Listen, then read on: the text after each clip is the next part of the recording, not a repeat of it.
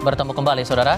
Ketua Umum Partai Golkar Erlangga Hartarto dan Ketua Umum Projo Budi Aris Setia diangkat bicara soal klaim TKN Prabowo Gibran yang menyebut Jokowi mendukung paslon nomor urut 2 dalam Pilpres 2024. Ketua Umum Partai Golkar Erlangga Hartarto menyebut arah dukungan Jokowi sudah jelas, namun Erlangga menyebut enggan menjelaskan dan menerjemahkannya.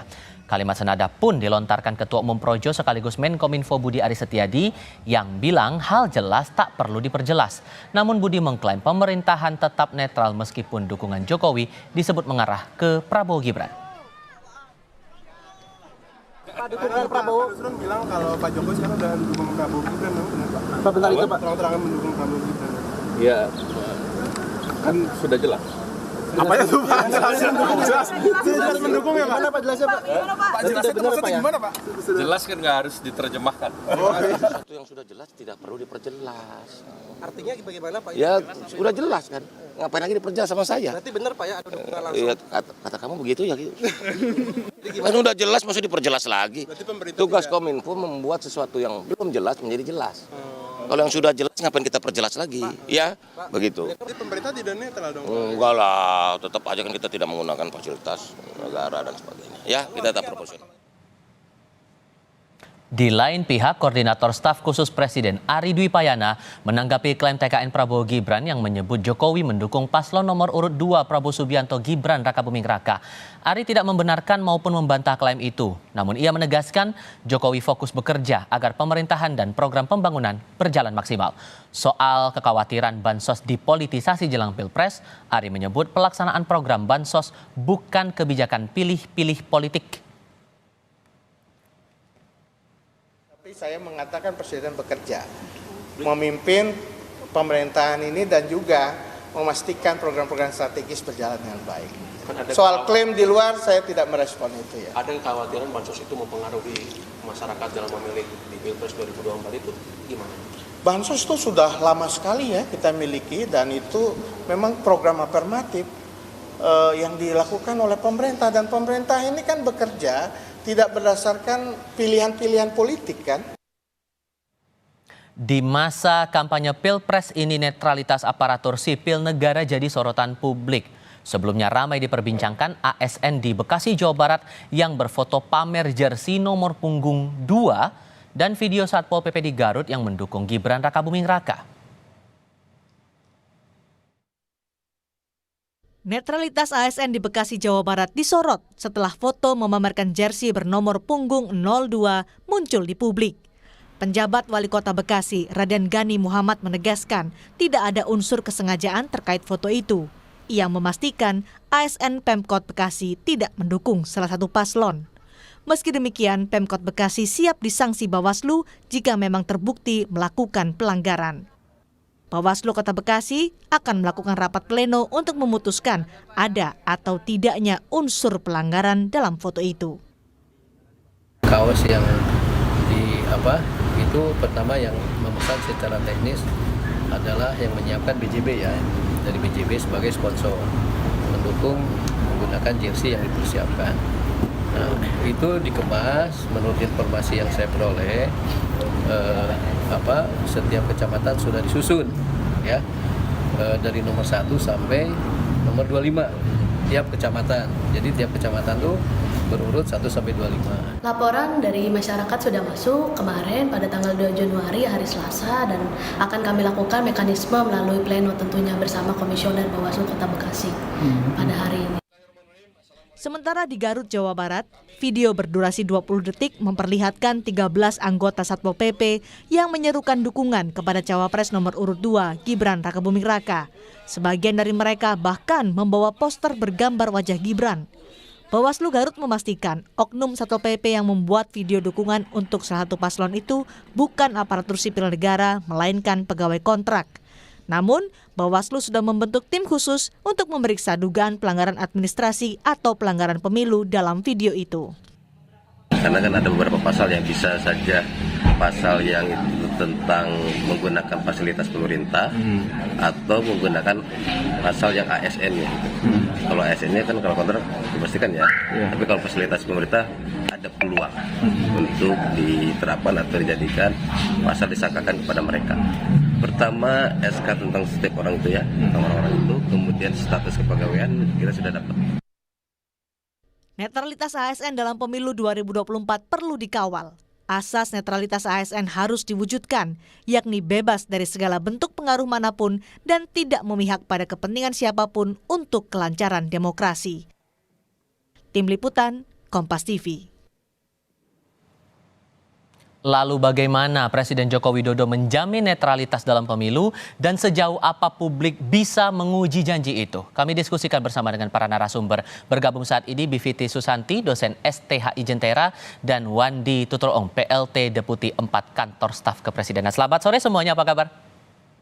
Selamat sore. Terima kasih sudah mau bergabung bersama kami kali ini. Saya ke Pak Wandi dulu kalau begitu. Ini ada yang bilang dari kubu TKN, dari tim suksesnya Paslon 02 bilang dukungan Jokowi ke Prabowo.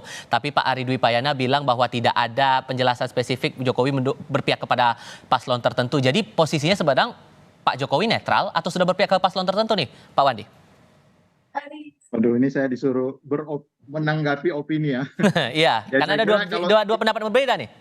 Ya, saya kira itu orang bisa berpendapat berbeda karena kan namanya juga sedang kontestasi di dalam tahun politik.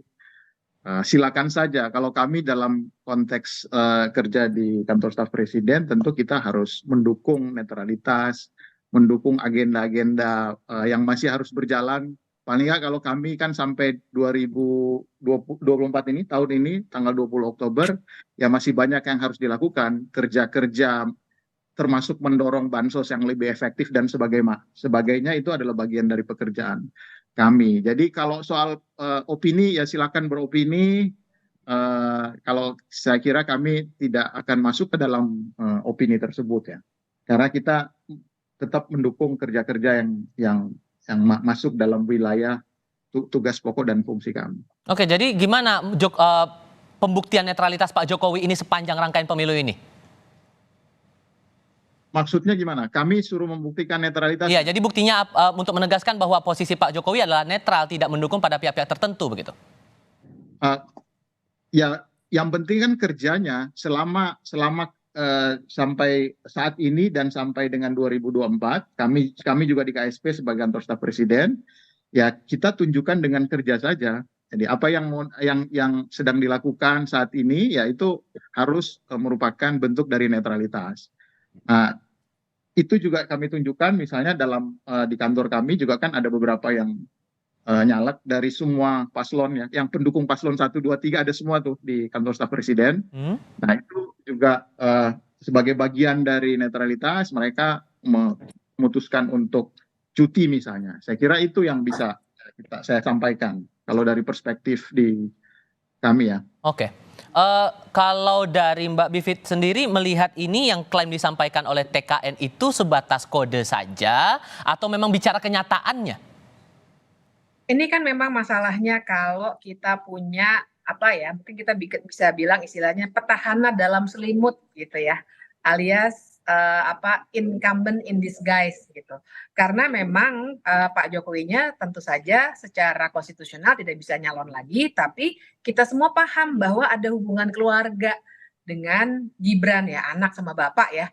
Jadi saya paham posisi Pak Wandi memang tidak bisa berkomentar di luar kewenangannya, tapi logika dasar kita saja, instinctively pun begitu, kalau saya punya anak saya mau maju dalam sebuah kontestasi, pasti saya akan mendukung anak saya, gitu. Jadi kalau buat saya sih diisyaratkan atau tidak oleh TKN, sebenarnya situasinya cukup jelas.